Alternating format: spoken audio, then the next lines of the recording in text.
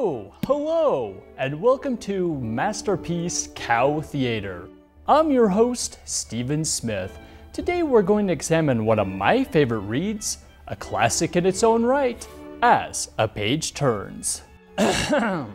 This will help give your page turns a more refined look, aka less cheesy. Let's take a closer look.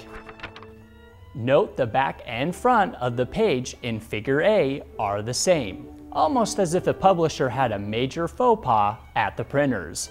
As for a better way, I now present to you As a Page Turns.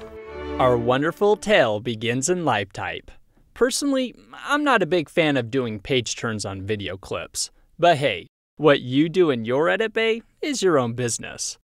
I happen to love to do page pills with, well, paper.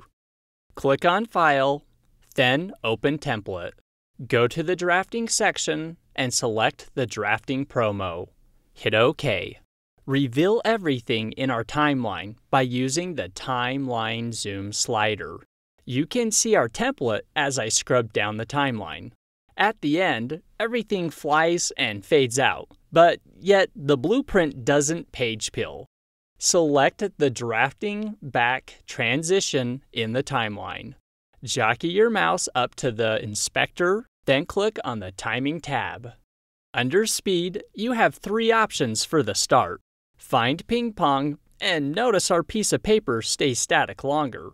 As the name states, LiveType will play the animation in forward and then end the animation in reverse.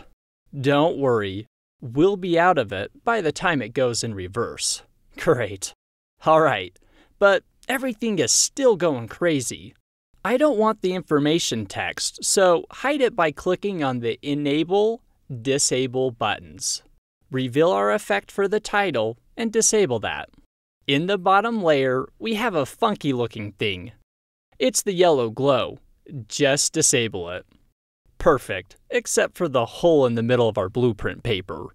To remedy that, go up to Edit, then Project Properties. Right now, the background color's opacity is 0. Crank it up to 100%. Check the Render Background box so the background will appear in Final Cut. Change the default color by clicking on the color box. Make sure the crayon box is selected. Find the dark blue color called Midnight. Close it out and hit OK. Scrub over to 7 seconds and 25 frames. As you can see, the move starts after that point, so mark an out point by hitting the O key. We'll leave the not-so-inspirational title here unscathed. Be sure to extend it to the out point. Click on File, Save As, and name it Blueprint Front.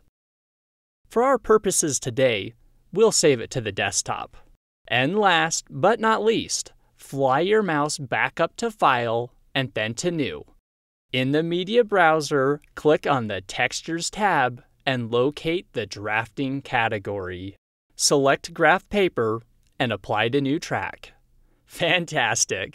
Lengthen the paper out to the out point. Go up to Edit, then Project Properties. Check the Render Background box. Save the project file as Blueprint Back. And that takes us to the next chapter in this book. Open up Final Cut Pro and import our LiveType assets. Grab the Blueprint Front LiveType project file and place it in the timeline. Click on the right end of the clip so just the end remains highlighted. Zip on up to Effects, then down to Video Transitions, over to Page Pill, and then select Page Pill. Now we're talking. Look at that. Double-click on the transition and check out our options up in the viewer. First, we're going to change the angle of the page pill. Well, architects and engineers roll up their blueprints. At least that's what TV taught me. You can either go up, down, or sideways, as such. Let's see, around -84 looks great. That way we're rolling the blueprint shut with just enough depth to make it look real. One thing you'll notice, the paper doesn't look like it's rolling shut. I'm not sure how I would describe that. It almost looks like it's being folded or something. No worries. Move the radius slider to the right. A little further. 37 looks good. Okay, let's make the back side of our blueprint represent reality. I mean, look at that. Lame. Always be sure to make the back side of your page the same look and size as the front. In our case, LiveType already did that. In the bin, grab the blue print back IPR file.